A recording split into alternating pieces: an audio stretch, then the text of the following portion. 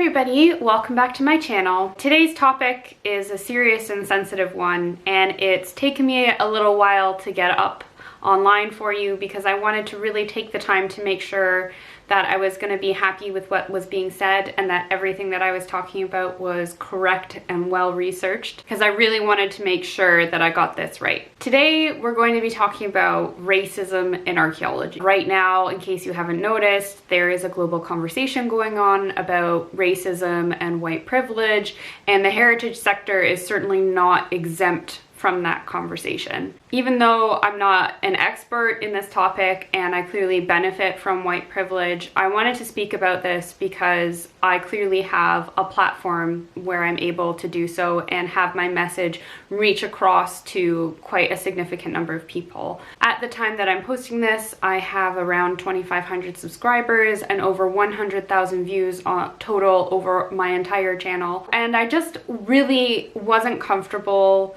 not posting about this topic and having people think that I either didn't have an opinion about it or that my opinion was that talking about this or this topic doesn't really matter, because it does matter. I'm obviously not the only person and not the only archaeologist speaking on this topic. There have been a lot of conversations going on right now about this in the heritage sector and the heritage world, and I'm going to link a bunch of them below for you so that you can also begin to educate yourself more than just listening to me. Now, for those of you who weren't aware, archaeology does have a history of racism, and it currently does have a racism problem. I'm not saying that, all archaeologists in current day are racists or that all archaeology that's ever been done has been racist, but you can't ignore the strong undertone of racism and white privilege that runs through archaeological practice. This has its roots in the fact that archaeology is a discipline that has its beginnings as a hobby of rich white people who would go into other countries and saw no impediment or reason why they shouldn't be studying the history of those people, interpreting it themselves instead of having the people of whose history it was interpreting it, and then in some cases taking that heritage back to be displayed in a museum. Early archaeological practice exploited local populations and then turned around and dehumanized them and discriminated against them, and using these people's heritage as justification for why they were lesser than white Western civilizations, aka colonialism. Archaeology and heritage have repeatedly been used throughout history to promote racist propaganda and agendas, and they have been an active part of promoting this idea that to be white and to some extent to be Western is the pinnacle of civilization, what everyone should aspire to, and anything that doesn't fit that is obviously not as important, not as significant, which isn't true. While people have been working to dismantle these practices and racism within archaeology, they still permeate throughout the discipline. For example, you may have heard of ASOR, which is an international organization whose mission is to initiate, encourage, and support research into and public understanding of the history and cultures of the Near East and Mediterranean. But their name is actually the American Schools of Oriental Research. Oriental. Really. Like, in this day and age, they're still using that word, even though we all know all the connotations associated with it. ASOR is not alone in its use of an outdated and racist term for the diverse communities within the Near Eastern and Mediterranean region, as you just have to look at places like the Oriental Institute at the University of Chicago and the University of College London School of Oriental and African Studies. As I said before, archaeology began as a rich white people hobby, and to this day, in a lot of ways, it largely remains that way. By and large, archaeologists are white, middle, and upper class people. In addition to being one of those people, I have seen this reflected throughout my entire studies and career. My undergraduate course was almost entirely white. To my recollection, there was only maybe one other person that studied in my graduating class that identified as a person of color. During field school, this obviously didn't change. There was another dig that ran in the same town as us that had more common diversity, but it was still in very, very low numbers. My master's course was entirely made of white students. The entire time that I've worked in the UK as a field archaeologist, I've never personally met an archaeologist of color working on any of the sites that I've been on. This doesn't mean that archaeologists of color don't exist in the UK. There's over 6,000 archaeologists working in the UK. I haven't met all of them, but I think that the fact that I haven't met one says a lot, because I've worked extensively throughout Scotland and England on multiple sites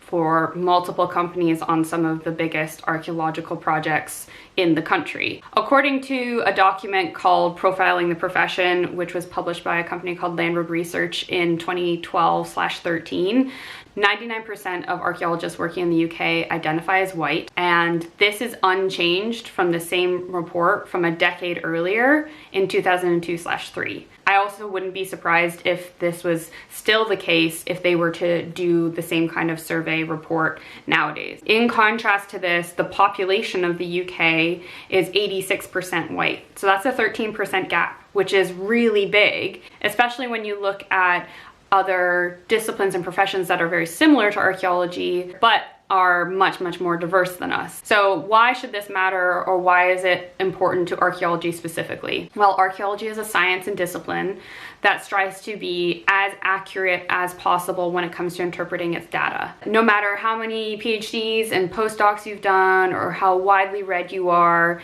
when you're going to be making subjective interpretations of data that you can't fact check with a time machine, they are always going to be influenced by your personal perspective from life, which is also known as your bias. Therefore, the more viewpoints that you consider or have, the less bias you're going to have, and the closer you are going to be to actually knowing the truth of what you're looking at. Not having a diverse range of perspectives when it comes to data limits what we can get out of it. A really great example of this is some of the work that's being done in North America.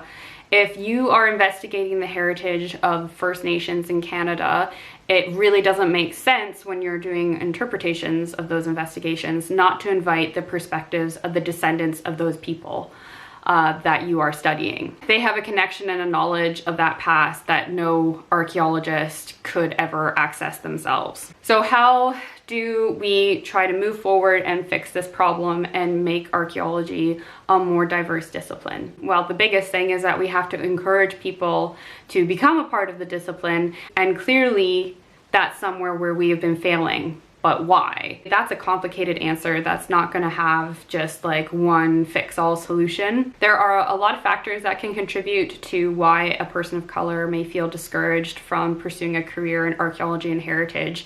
But when I was kind of looking online and reading articles about this, there are a few kind of like main things that I think that need to be addressed. One is the perception that archaeology is not an economically viable job, or the fact that it's not even a job. You know, people thinking when they're young, oh, I want to be an archaeologist, but not actually thinking that's a viable career that they can follow. The fact that it doesn't pay well, it doesn't give anything back to the communal good, that's not true. Certainly when regards to pay, you know, I make more than enough money to pay my rent and my bills, have some left over, and live a good life. I know archaeologists who own houses. I know some archaeologists who make very good money as the leaders of businesses. In terms of communal good, here in the UK, community archaeology is a whole subset of the discipline that is entirely dedicated to involving local populations with their own heritage as well. Another discouragement might be the fact that there is a bad history between archaeologists and people of color that's created mistrust between us.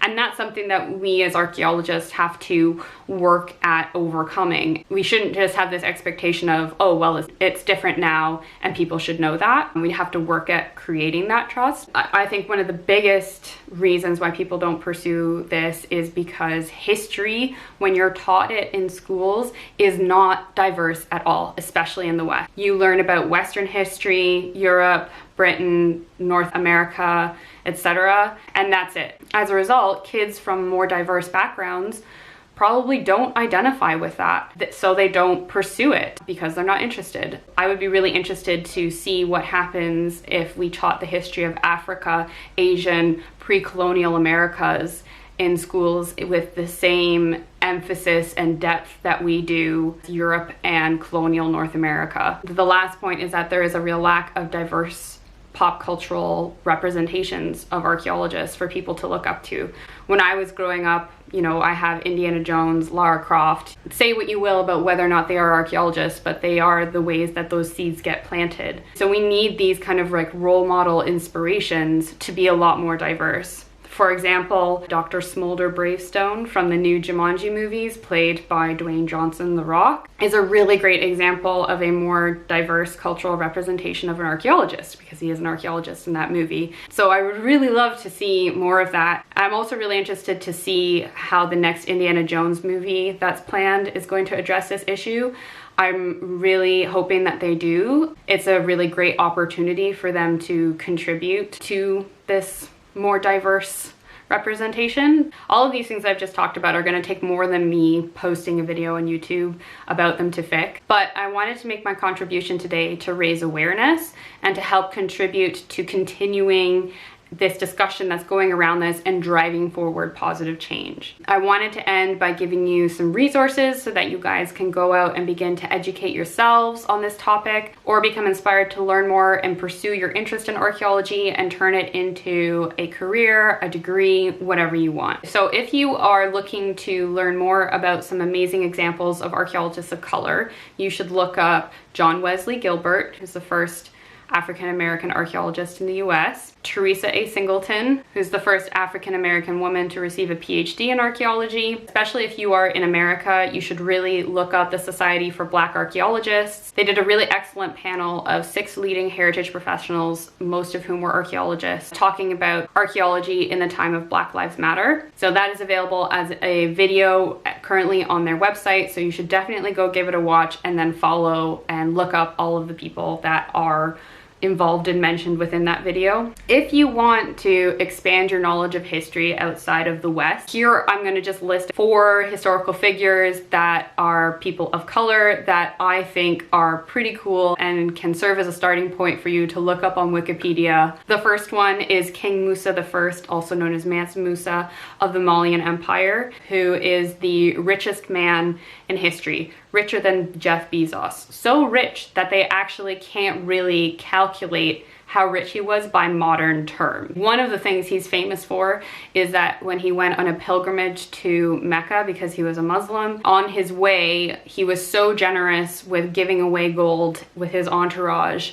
He actually caused a 10-year recession everywhere that he traveled because he gave away so much gold that he completely devalued it. Next, we have Queen Nzinga of Motombo and Ndongo, who is a famous African queen that stood up to the Europeans, specifically I think Portugal, and is particularly famous for the fact that when she had an audience with the Portuguese, they didn't offer her a chair, so she had one of her servants make himself into a chair for her so that she could be on equal footing with the people she was negotiating with. Lindsay Holiday, who is a YouTuber that does a lot of history videos that personally I find really interesting, did a really great in-depth video about her and her life recently that I'm also going to link below if you want to learn more about her without having to read about it, if you want to just listen about it. Genghis Khan, also known as Genghis Khan, typically in Western history is either a blip or gets portrayed as a kind of like bloodthirsty savage conqueror, which was definitely not the case.